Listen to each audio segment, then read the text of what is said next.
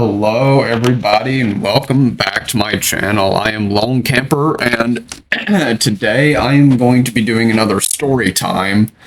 I'm going to be talking about how my boss got arrested at our job site one time. But before I do, what I'm doing right here in this video is just going around and just caulking up some screw holes in the roof. That's all. Nothing crazy or anything. But anyways, so where I last left off was Port Canaveral. So after Port Canaveral, we had like a few small jobs here and there. I don't really remember anything significant other than like a few half-day jobs. So nothing crazy. But then one day we get a call saying we need to be in Miami, and I was actually pretty excited for this one. We were going to be cutting out a pipe underwater for a hotel. I think one of their sewage pipes was leaking, and so we needed to come cut it out. Which actually, on paper was actually pretty cool. We get to use what's called Broco, and that's what you use to cut metal underwater, kind of like what's it called? Carbon. Oh shoot, I forget what it's called, but it's in welding where you take a air compressor and then I think some type of copper tip and it like undoes the weld you did. I can't remember what it's called, but for any welders, you'll know what I'm talking about. It's kind of the same thing except just underwater and it cuts the metal. That's it. It's pretty cool. It can be super dangerous because we're using, pure O2 and fire, so it can get pretty dangerous, but it's still a lot of fun to do. That's a side thing, though. So, anyways, we're cutting a hotel's pipe out.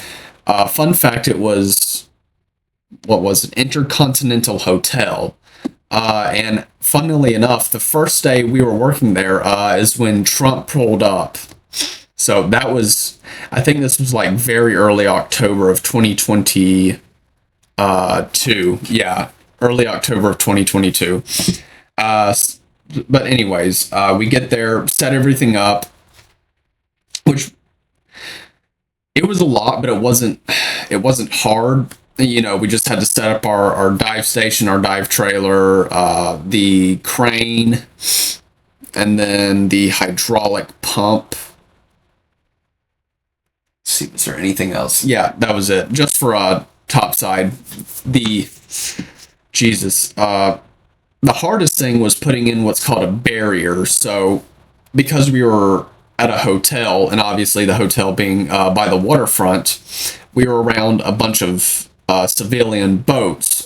So when you're around that, what you need to do is install a barrier. So if any rogue waves or currents come in, it's going to hit the barrier and not the diver, if that makes sense. And to also just kind of visually alert boats that there are divers around. So let's see. The barrier we had was huge. I mean, that thing was probably...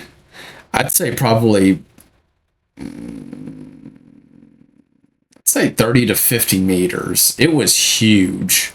And it was a pain in the ass to get in. Oh my goodness. Because we kind of had to like spot check everything. And also, you're working underwater. You can't see what anything looks like, 20 feet above you.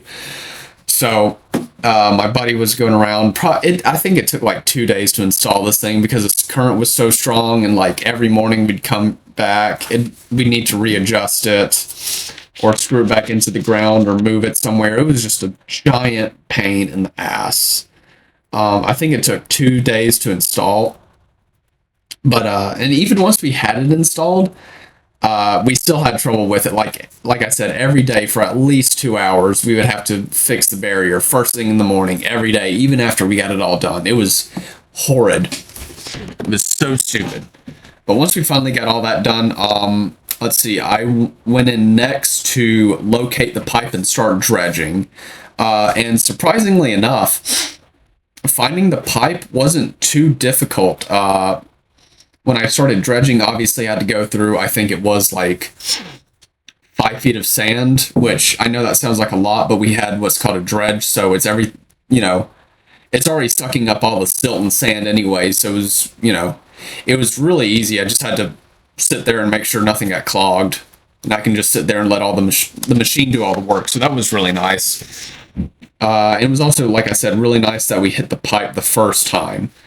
The only problem with all of this was that the bottom composition, like I said, was just silt. It wasn't even sand. So like, if you just touch it, like a foot of it is just gonna come up in your face. I mean, it's not even sand. It's just so fine. And like I said, even with the barrier, we still had a current. So, oh my goodness, it was so frustrating. So essentially, we would dredge for about 6 hours every day. And once we came in the next day, not only did we have to spend 2 hours fixing the barrier we had fixed yesterday, but also had to re-dredge where we had already dredged because the current would just come back in and just push all that silt right back into where we are, or where we had just dredged. So that was frustrating. I mean, we probably went for like a week or two dredging with like, I think almost no progress.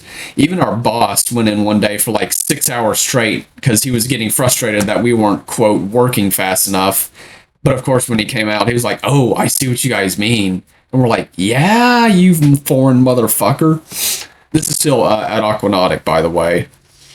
Um, let's see. Just realized we weren't around.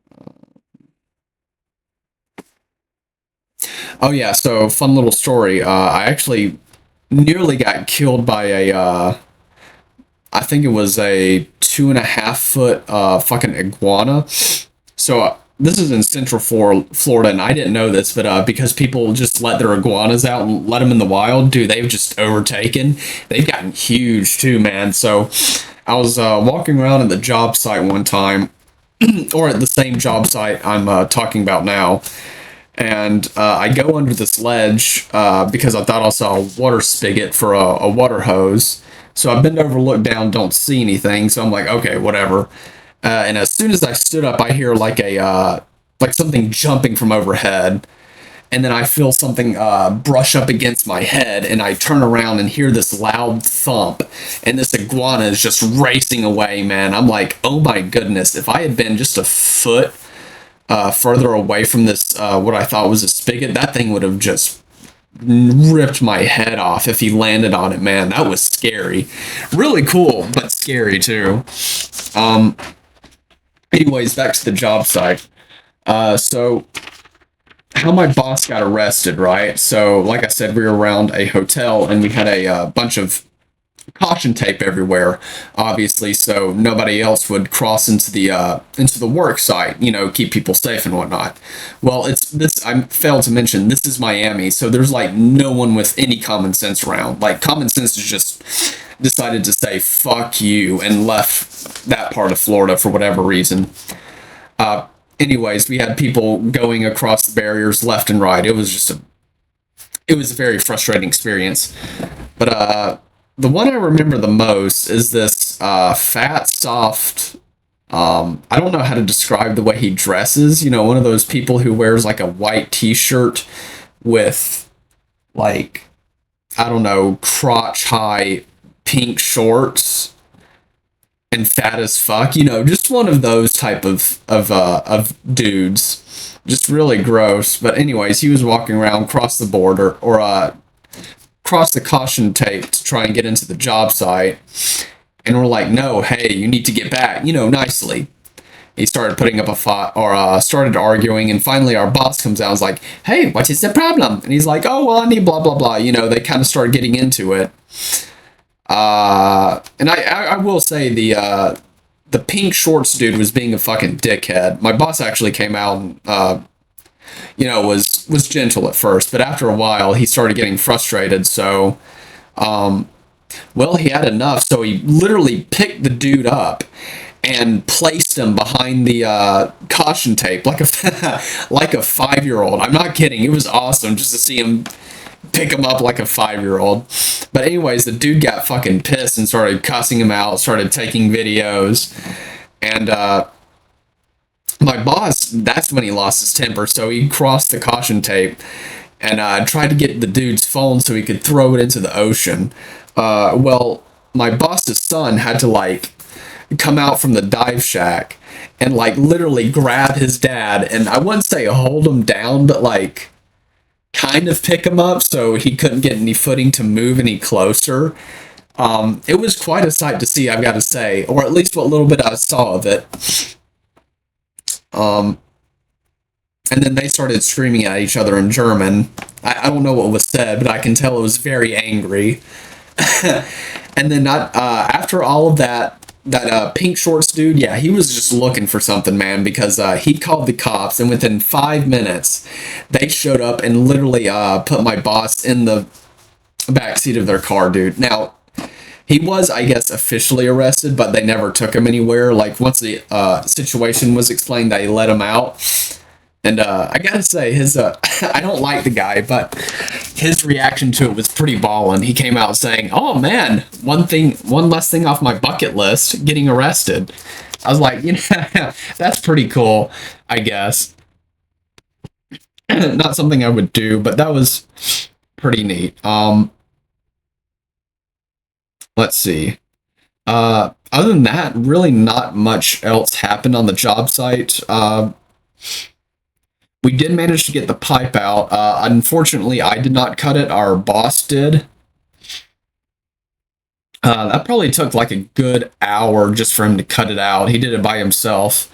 And then from there, we had to somehow we ratchet strapped the pipe to a barge I was standing on. And then we used a crane to kind of try and pull the barge to land so we could get it out. That took all day, dude, just to get that thing out, because it was like a ton, and oh my goodness. I've got to say too, like, it was kind of sketchy the way we did it. We just kind of tied it under the barge, and just hoped, it didn't fall off while we were pulling it. So that was awesome.